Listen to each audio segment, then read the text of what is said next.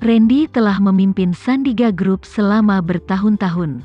Dia selalu memperlakukan segalanya dengan perasaan tenang dan damai. Dia memiliki banyak orang yang cakap di bawah sayapnya.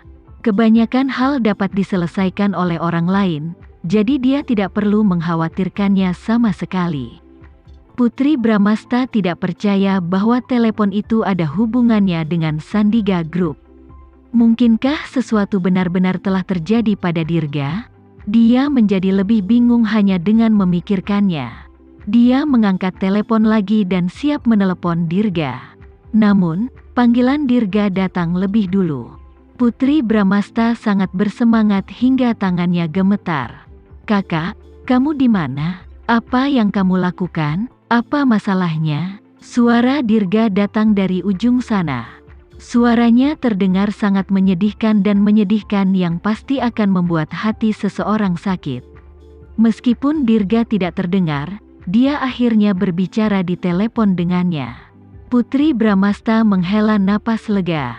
Dia bertanya lagi, "Kakak, apakah kamu baik-baik saja?" Dia mendengar suaranya yang menyedihkan dan sedih lagi. Dia berkata, "Apa yang bisa terjadi padaku?" Tangannya yang berdarah memegang ponsel dengan erat. Tangannya yang lain mencengkeram tubuh tak bernyawa ayahnya. Setiap kata terdengar seperti butuh setiap ons kekuatan dalam tubuhnya untuk berbicara. Dia tidak ingin menjawab telepon, tapi dia juga tidak ingin Putri Bramasta khawatir, jadi dia meneleponnya kembali. Bahkan sebelum kematiannya, ayahnya masih mengkhawatirkannya. Bahkan dalam mimpinya, ayahnya akan mendengar suaranya memanggilnya. Dia paling mengkhawatirkannya. Ayahnya baru saja meninggalkannya. Tidak, ayahnya tidak pergi. Dia pasti masih menonton di suatu tempat. Sekarang, sebagai putra ayahnya, bagaimana dia bisa membiarkan Putri Bramasta mengkhawatirkannya? "Di mana kamu? Apakah kamu tidak di rumah?" Putri samar-samar mendengar suara ombak. "Kenapa dia ada di pantai selarut ini? Aku di rumah. Jika tidak ada yang lain maka aku akan kembali tidur." Dirga tiba-tiba menutup telepon. "Bagus, kamu baik-baik saja. Istirahatlah dengan baik. Aku tidak akan mengganggumu lagi." Meskipun telepon telah berakhir, Putri bersikeras untuk menyelesaikan kalimatnya. Selama Dirga baik-baik saja, dia merasa lega. Mungkin, sikapnya cukup bisa dibenarkan. Dia baru saja membangunkannya di tengah malam. Randy mengemudikan mobilnya menuju lokasi kejadian yang tadi disinggung Rizal. Dia mengemudi dengan cepat, tetapi masih butuh 1 jam untuk mencapai tujuannya. Matahari terbit perlahan di Cakrawala saat mendekati pagi. Direktur Randy, Tuan Hendra Guna ada di sana. Rizal sudah lama menunggu Randy bersama anak buahnya, karena belum ada instruksi yang disampaikan. Melihat Randy, sekelompok orang langsung mengerumuninya. Siapa yang melakukannya? Randy melihat ke arah yang ditunjuk Rizal dan melihat Dirga duduk di tanah. Dia tidak bergerak sama sekali. "Aku sudah mengirim seseorang untuk menyelidiki, tapi belum ada petunjuk." Rizal memberitahu Randy dengan hati-hati. "Kirim lebih banyak orang untuk menyelidiki. Aku tidak peduli jika mereka membalikkan seluruh kota Jakarta. Tangkap pembunuhnya," perintah Randy.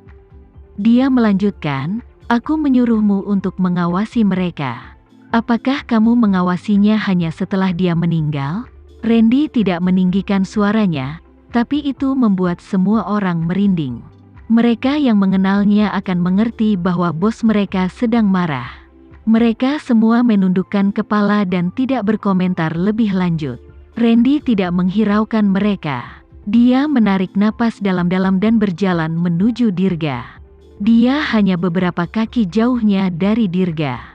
Namun, butuh waktu lama untuk menghubunginya.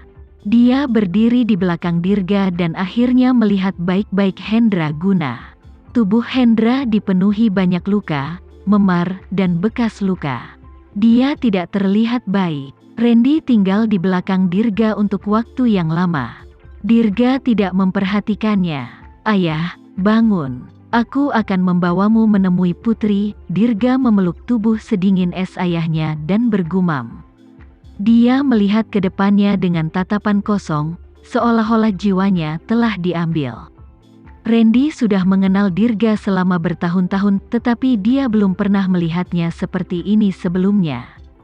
Dia ingin berbicara, tetapi dia tidak tahu harus berkata apa.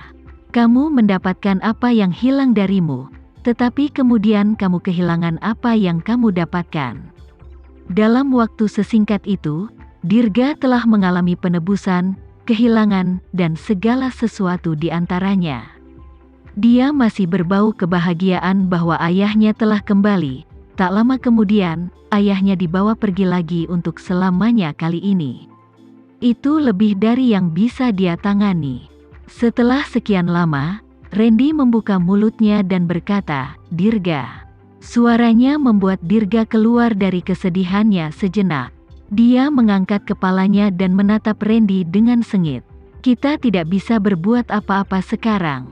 Mari kita bawa dia kembali dulu dan biarkan dia beristirahat dengan tenang."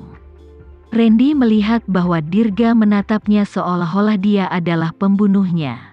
Ketika ayahnya terbunuh, Dirga menahan ayahnya di sini hampir sepanjang malam. Dia dalam keadaan linglung. Menurut Randy hal itu biasa saja. Dirga menggertakkan giginya dan menatap Randy.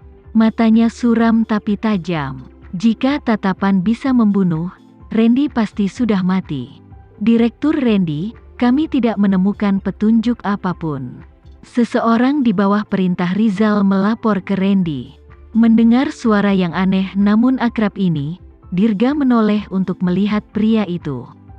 Matanya melebar. Dia akan mengenali wajah itu bahkan jika itu dibakar menjadi abu. Pria itu adalah pria yang sama yang dia lihat di rekaman pengawasan. Ini adalah pria yang menjatuhkan ayahnya. Itu dia, itu dia. Dirga memandang pria itu, dan matanya yang suram menjadi sangat merah. Dia dengan lembut menurunkan tubuh ayahnya, perlahan bangkit dan melihat orang-orang di sekitarnya. Dia tidak ingin percaya bahwa Randy akan melakukan hal seperti itu, apalagi ketika dia mendengar nama Randy disebut-sebut dalam rekaman pengawasan. Kemudian, ayahnya secara pribadi mengatakan kepadanya bahwa Randy bukanlah orang yang baik, dan ada yang salah dengan dirinya. Dia bertanya-tanya apakah ada kesalahpahaman. Dia tidak menyangka Randy akan melakukan itu. Jadi apa yang harus dia katakan sekarang? Pria yang menculik ayahnya berdiri di depannya. Dia bekerja di bawah perintah Randy. Bisakah dia berpura-pura bahwa ini adalah kesalahan besar dan dia tidak tahu apa-apa, dan juga terus berpura-pura bahwa Randy bukanlah pembunuh di balik layar? Hahaha. Dirga tertawa dingin. Tanpa berkata apa-apa lagi, dia mengayunkan tinjunya dan meninju wajah Randy. Randy bisa saja menghindari pukulan itu, tapi dia tidak melakukannya. Dirga baru saja mengalami rasa sakit karena kematian ayahnya. Randy rela membiarkan dia melampiaskan rasa frustrasinya padanya. Dirga belum pernah berlatih bela diri atau seni bela diri apapun sebelumnya, tetapi dia tinggi. Pukulan itu hampir menghabiskan seluruh kekuatan di tubuhnya. Itu merupakan pukulan keras bagi wajah Randy. Hampir seketika, wajah sempurna Randy memar. Tapi Dirga tidak puas. Dia ingin membunuh Randy. Bagaimana dia bisa puas hanya dengan memar yang dangkal? Dirga memantapkan dirinya dan meninju lagi, tapi kali ini Randy tidak menyerah. Randy meraih pergelangan tangan Dirga di udara. Dia memutarnya dengan kekuatan besar dan memegangnya dengan kuat. Dia berkata dengan suara yang dalam, "Dirga, menurutmu apa yang kamu lakukan? Dia sudah mati. Bahkan jika kamu memukulku, dia tidak akan hidup kembali."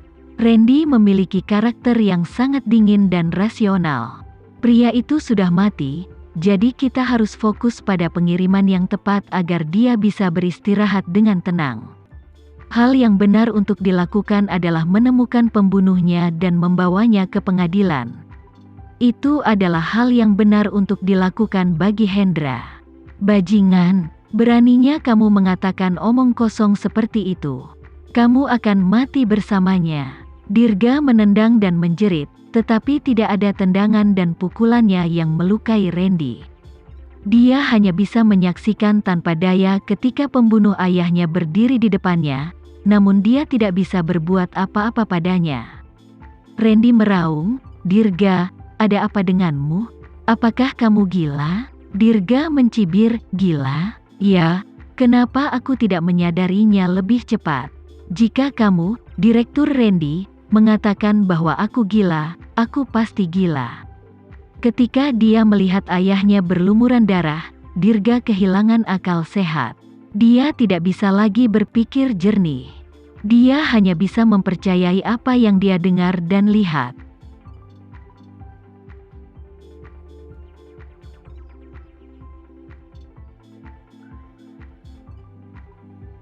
Sekian dulu ya video kali ini, kita lanjutkan lagi videonya di lain waktu. Oh iya, bagaimana menurut kalian? Semoga bisa sedikit menghibur kalian semua. Untuk teman-teman yang baru nonton, jangan lupa subscribe ya, hehehe. Dan kalau teman-teman ada yang ingin gabung langganan, bisa langsung gabung saja untuk dapat fitur yang menarik dan sedikit membantu Mimin. Terima kasih banyak sudah menonton, sampai jumpa lagi, bye.